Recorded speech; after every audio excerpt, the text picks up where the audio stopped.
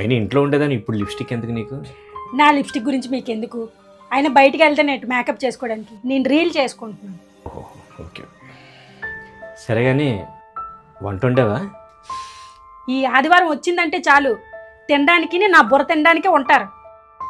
అయిపోగానే చేస్తాలండి, వెళ్ళండి.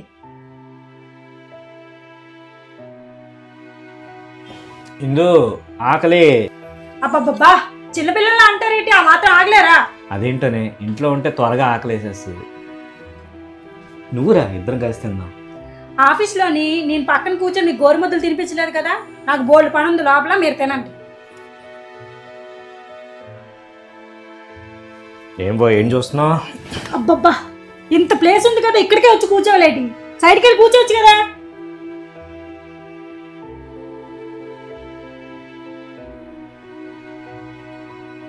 ఆగండి, అకౌంట్లో ఎందుకు డబ్బులు కట్ అయ్యాయి? ఇంతసేపు ఎక్కడికి వెళ్ళావని అడుగుతావు అనుకున్నాను.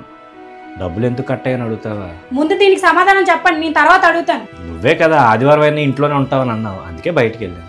నేను బయటికి వెళ్ళమన్నాను, ఖర్చులు చేసుకొని రమ్మని చెప్పలేదు.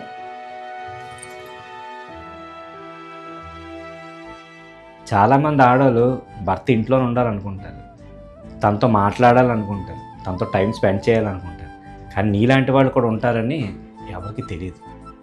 ఎందుకంటే మా మొహాలు చూస్తే మీకు నచ్చవు కదా, మీ చుట్టూ తిరగకూడదు, మీతో మాట్లాడకూడదు, మిమ్మల్ని ముట్టుకోకూడదు.